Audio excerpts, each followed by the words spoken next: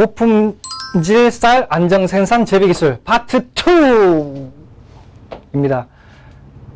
여러 가지를 말씀드릴 거고요. 파트 2인데도 더 세분화해서 잠깐 끊고 나가시지 않도록 짧게 이야기하도록 하겠습니다. 이러한 순서대로 진행을 할 겁니다. 우선 벼농사 이모저모 전년도 벼농사에 알고 계셔야 될 사항입니다. 공목 미축미 매입 가격은 75,140원. 태풍 피해벼가 나오면서 2년 연속 태풍 피해벼도 매입을 했었고요. 씨바르당 생산량은 전년 아까 말씀드렸듯이 최저 생산량을 기록했다. 그리고 쌀은 최고 가격을 기록을 했는데요. 전년도 12월달 기준으로 해서 21만 7,601원. 쌀 가격입니다. 2017년도 6월에 12만 6,767원을 기록한 후로 가파르게 상승을 보이고 있는 게 쌀 가격입니다. 그러면 2021년도 벼농사 실천사항입니다. 한평군 2021년 공공비축민 신동진과 새청무입니다. 이 관계에 대해서 말씀드릴 거고요. 벼농사 중점 실천사항. 보시는 바와 빨간색으로 되어 있는 글씨 위주로 해서 다음 파트별로 진행을 할 거고요. 농가 실천사항, 그리고 벼 생산비 및 노동력 절감 기술 실천에 대해서 차례차례 말씀드리도록 하겠습니다. 고품질 벼 재배 기술입니다. 우선 정자 새청무죠. 2019년도에 국가 품종으로 등록이 된, 그리고 올해 2021년부터 보급종으로 나가는 품종이고, 청무하고 새누리 정자 교잡으로 해서 나온 정자입니다. 전라남도에서 주력으로 밀고 있는 품종이고요.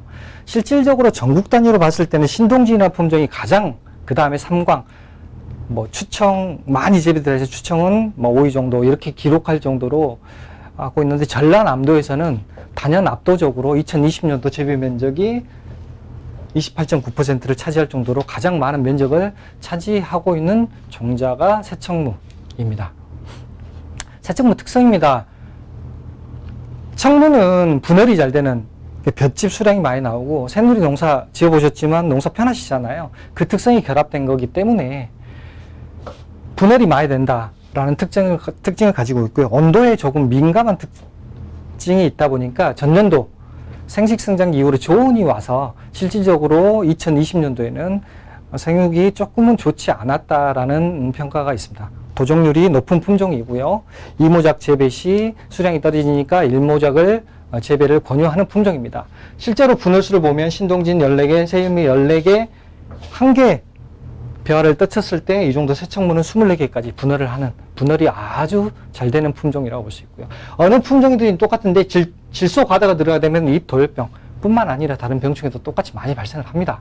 대신 다른 품종보다는 훨씬 유리한 품종이다. 그리고 간접기나 사질답에 전문이병이 이런 형태의 전문이병이 발생을 한다라는 특징을 가지고 있는 품종입니다. 새청무 2양식별 출수기입니다. 신동진하고 새유미하고 다르게 한 3일 정도 늦다고 보시면 됩니다. 8월 12일 정도 신동진이나 새유미는 기존에 재배하셨던 품종은 그 정도 출수기가 되는데 8월 15일 기준으로 해서 출수기를 잡으시면 되고요. 토양 및 시비 관리입니다. 가장 중요한 부분이라고 할 수 있습니다. 땅이 건강하지 않으면 어떤 농산물도 좋은 농산물이 나올 수가 없는 겁니다. 생산 자체도 똑같고요. 농가 실태입니다. 전부 소각해내고 소에게 먹이기 위해서 유기물들 수탈해내고, 그리고 녹비작물들 생육이 충분히 이루어지지 않은데 갈아엎는 것. 이런 약탈농업이 계속 지속되고 있다 보니까 유기물 함량이 부족한 거죠. 유기물 역할은 아실 거예요. 유기물이 벼농사에서 유기물 역할이 청백미하고 신복백미의 발생이 적어지고, 깨시민이병 나중에 말씀드리겠지만 그것도 줄고, 완전미 비율도 높아지고, 유기물이 도종률도 증가되고, 단백질 함량도 줄이고, 이러한 이점을 가지고 있는 게 유기물인데, 실질적으로 유기물을 많이 빼내고 있는 실정이죠. 이를 빼는 데면 그 다음에 퇴비나 퇴액비로 해서 퇴구비로 넣어야 될 양은 5배에서 7배까지 더 넣어줘야만 지금 그 볏짚에서 수탈한 유기물 양만큼 들어갈 수가 있는 겁니다. 유기물이 중요하다라는 내용이고요. 규산 효과는 말씀드릴 게 없습니다. 벼농사에서 필요한 성분 중에 가장 많은 필요량, 질소량의 8.8배가 필요하고, 규산질 비료 그럼 정부에서 왜 규산질 비료를 3년에 한 번씩 농가에게 무상으로 공급을 할까요? 너무 중요한 성분이기 때문에. 밭농사는 석회가 가죠? 논농사는 규산이 갑니다. 논 두 개 다 쌓아놓지 마시고요. 3년에 한 번씩만 들어가게 되면 150ppm 이하, 요게 지금 기준선인데 그 정도 항상 그 정도로 넘어갈 수 있다라고 생각하시고 규산의 중요성. 볏짚 속에 들어있는 아까 성분 말씀드렸던 내용입니다. 16만원, 볏짚 속에 한 16만원 정도의 영양이 들어있는데, 가치가 들어있는데 그거를 수탈해버리고 다시 넣으려면 그 돈의 5배에서 7배가를 더 넣어줘야 된다라는 내용이죠. 12기술입니다. 예전에는 밑거름 넣고 새끼칠거름 넣고 이삭거름 넣고 여기에 또 알거름까지 넣었던 이런 CB가 지금은 측조나 완효성 미리 이양 동시 이한 1의 12로 바뀌어가고 있는 거죠. CB에 따른 노동력 그리고 시간 이런 거를 줄여보자고 해서 바뀌고 있는 거. 그래서 분시 비율이 예전에는 50대 20대 30이었다면 지금은 70대 30 정도로 가시는 게, 지금은 새끼칠 걸음 안 칩니다. 안 준다라고 생각하셔야 돼요. 왜냐하면 적정 질소량보다 넘어가기 때문에.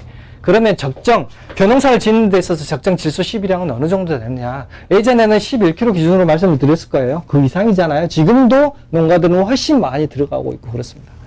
고품질 쌀은 전 벼 생육 기간에 필요한 양은 9kg밖에 안 됩니다. 그리고 최고품질 쌀은 7kg.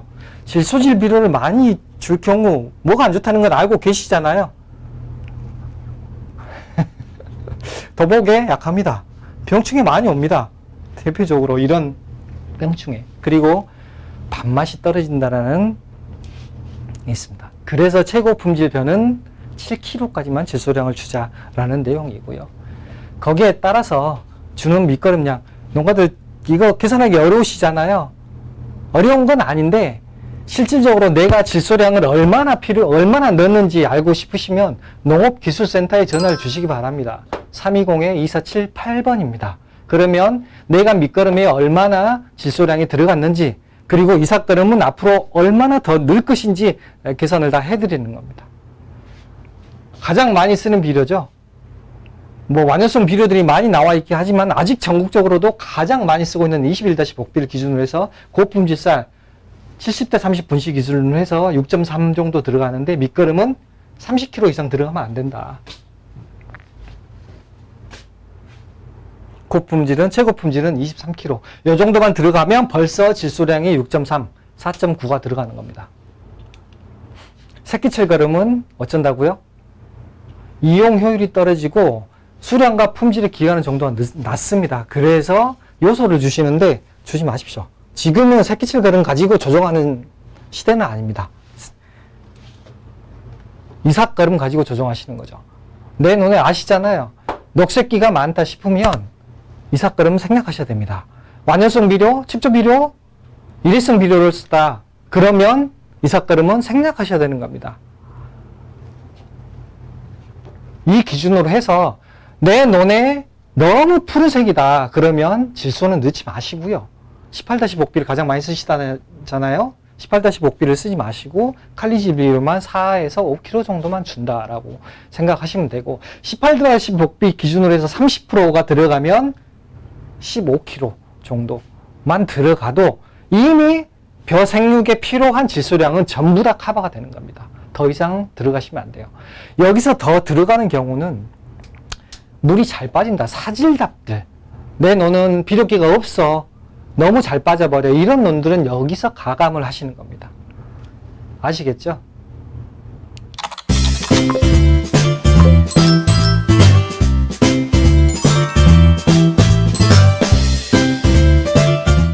종자소독 부분인데요.